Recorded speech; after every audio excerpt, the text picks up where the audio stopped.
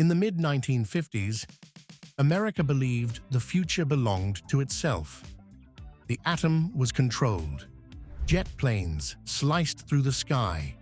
Young families turned on their brand new televisions and dreamed of life on Mars. This was an era when Americans didn't just step into the future. They believed they were creating it. And then one day, a gigantic machine appeared on a small street. Not a sleek sedan, not a truck. It looked like a spaceship that had landed on Earth. Blazing red and white, a body as long as a battleship, and its arrival made the entire town stop. Children stood still. Adults gaped. Everyone believed they were seeing tomorrow rolling right before their eyes. But they were all wrong. This car wasn't born to take people into the future. It was born to make them believe. And behind that belief was a truth that would make you shudder. To understand why the Futureliner appeared and was so overwhelming, we must go back to America in the early 1950s.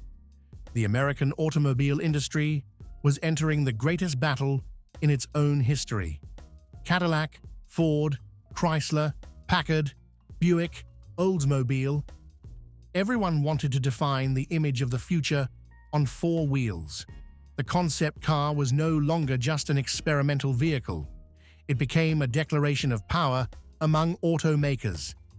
But there was a truth often forgotten. Those luxurious unveilings only took place in a few big cities. Meanwhile, the rest of America, thousands of small towns, rural communities, quiet highways, remained untouched lands in terms of media. That was where GM saw opportunity, not from a technical perspective, but from a perspective of informational territorial strategy.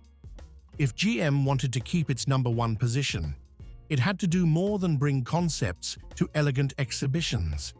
They needed to bring the concept of the future to places where the future had never set foot. So GM didn't build just a pioneering car. They created an entire army symbolizing the future. 12 Futureliners, towering like ceremonial equipment, painted red and white, chrome lights blazing.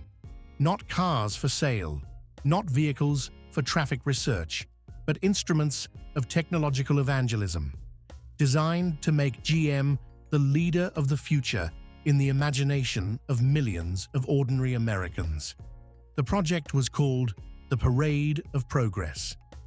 On the outside, it was scientific education.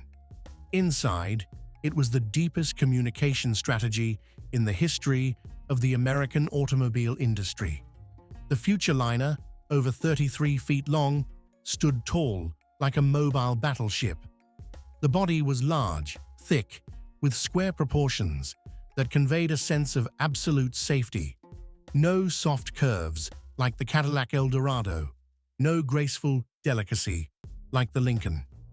The Futureliner seemed forged from the same steel mold used for military equipment, a powerful mass carrying the aura of a mobile command center from the future. The front of the vehicle was what made crowds hold their breath. The curved wraparound windshield resembled a bomber cockpit more than a car's cabin. Chrome lines ran sharp and gleaming under the sun, like the edges of a spaceship stepping out of a science fiction film.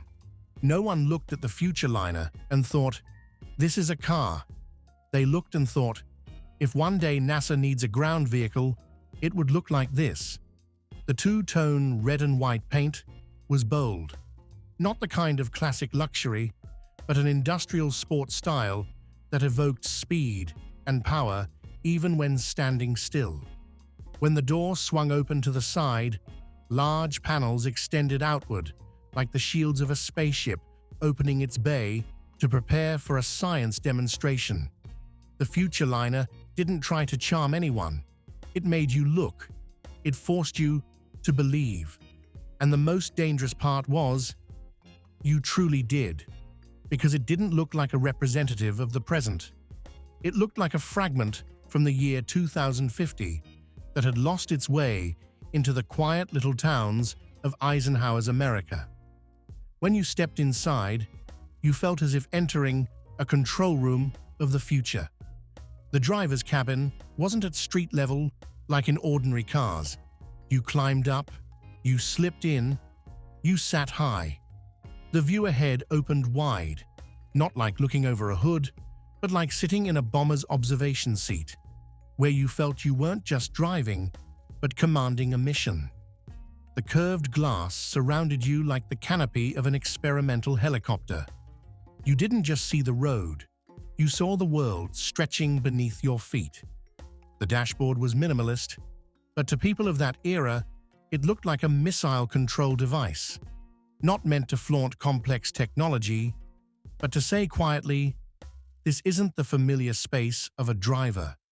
This is the command seat of a pioneering machine.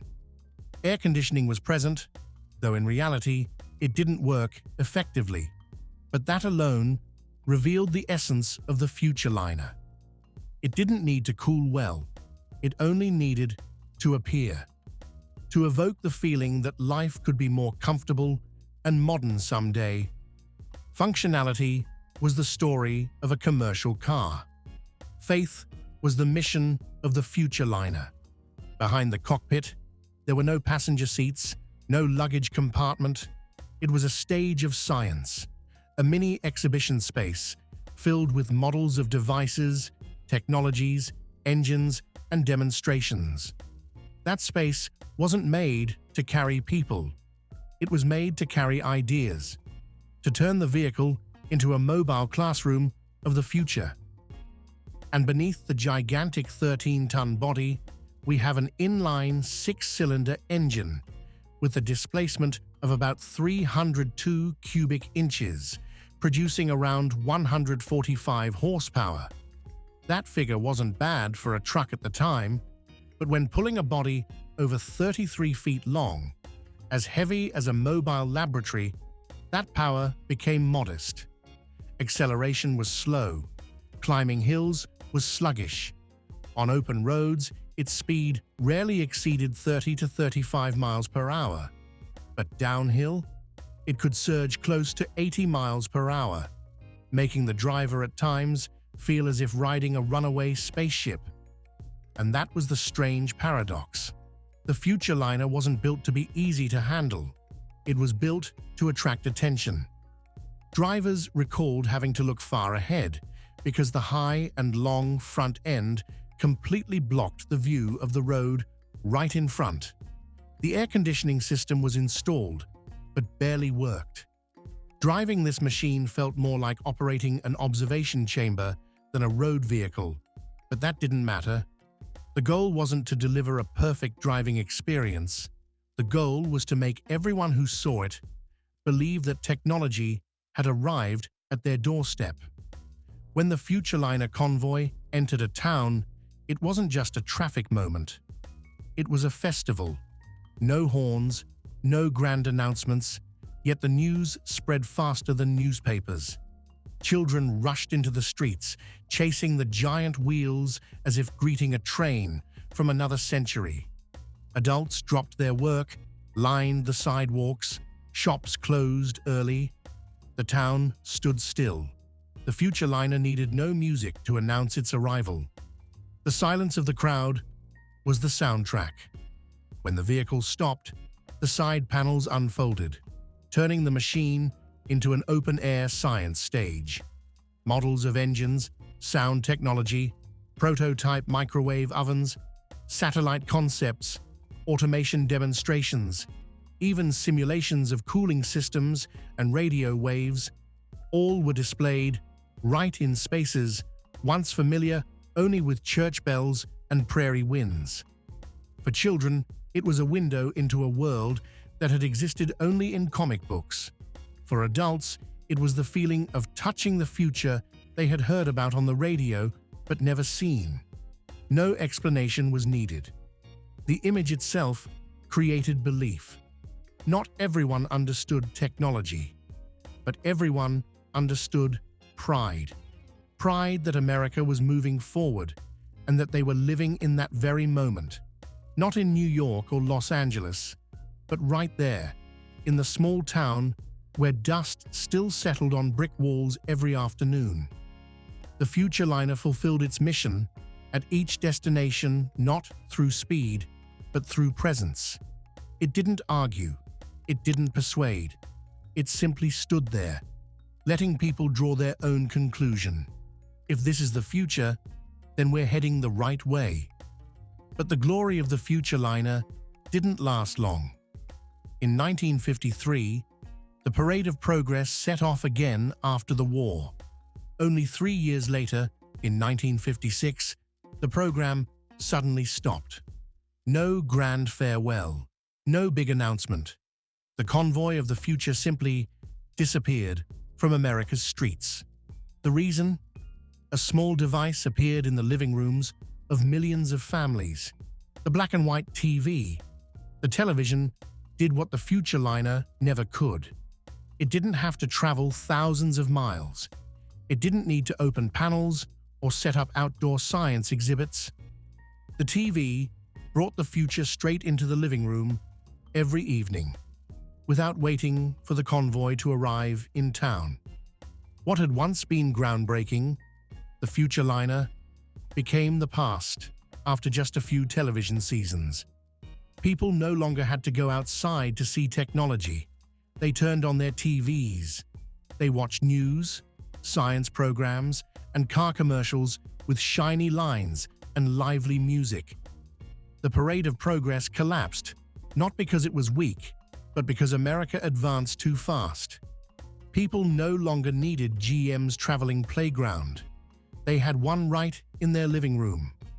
The light from the TV screen had replaced the giant chrome gleam of the convoy. It wasn't just the end of an exhibition program.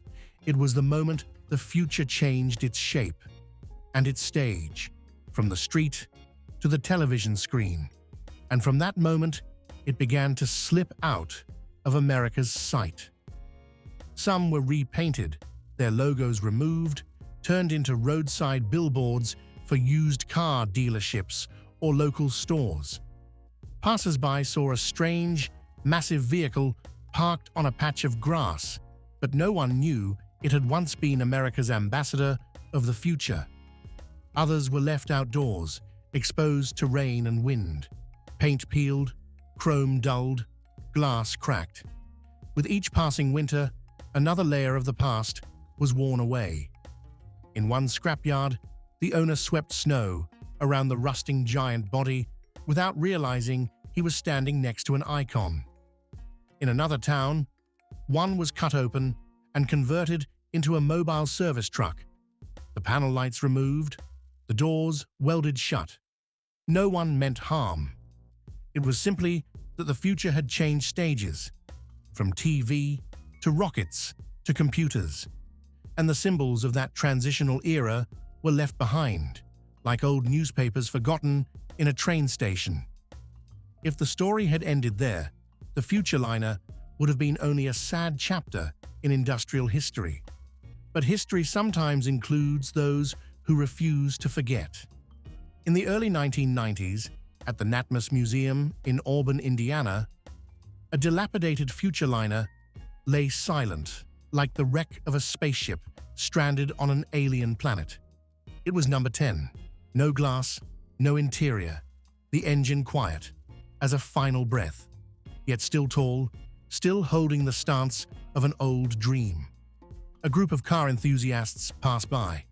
They weren't billionaires, they weren't corporations, just people who believed some things must not disappear. No commercial reason, no profit motive, only one sentence: we can't let it die like this. They began to work. 20 people, 7 years. No complete technical archives, no 3D models, only determination. The faint memories of those who had once seen the vehicle as children, and a few sparse old photographs. The corroded metal sheets were cut away and patched. The dashboard was recreated from scratch. The chrome was polished until it reflected light, like it had on the streets of the 1950s.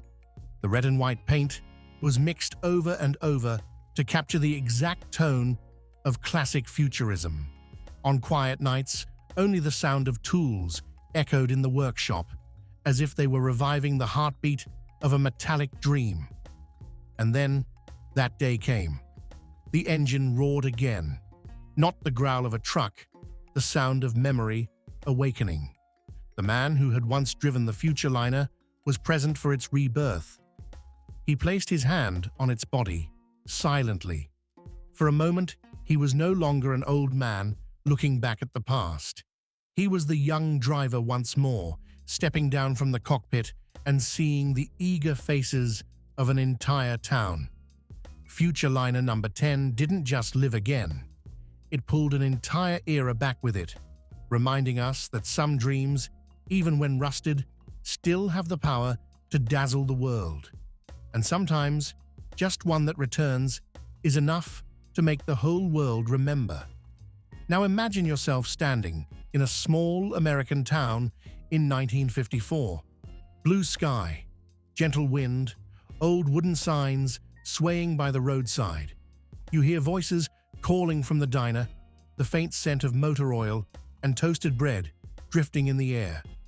Life then was simple, slow, and kind. Then suddenly, a deep engine sound rolls from afar. The children start running to the roadside. Adults pause their conversations. Every gaze turns toward the enormous red and white silhouette approaching. As it comes closer, you don't just see a vehicle, you see a promise, a new era, an America that believes science was not only for laboratories, but for every family, every worker, every child holding an ice cream by the road. The Futureliner didn't move fast, but every time it stopped, the world in the eyes of its audience seemed to open a little wider. Today, we live in an age of screens, supercomputers, and commercial flights to the edge of space. The future now fits in every pocket through a smartphone. But because of that, we sometimes forget the most primal feeling of progress, the feeling of standing before a machine and believing that tomorrow will be better than today. Not because a chart says so, but because your heart whispers it. The Futureliner no longer appears in towns. It rests in museums, in collections, in old videos. Yet whenever its image reappears, it carries a feeling modern technology rarely brings. The beautiful innocence of a time when people believed absolutely in the future. It is not merely a machine of steel. It is a mirror reflecting the faith of an entire generation. And sometimes, by looking into it, we remember that the world once moved forward through wonder, not just through data. The Futureliner reminds us that some dreams never go out of date. They only wait to be seen again, through eyes that know how to cherish them. Now, I want to hear from you. Have you ever seen a machine, a car, or a moment that made you believe the future would be better? Or simply a memory from a time when everything felt new and full of hope? Share that story in the comments below. Every story is a small part of the journey forward. And who knows, your memory might be what helps someone else believe once more. Thank you for joining this journey into the dream of the 1950s future.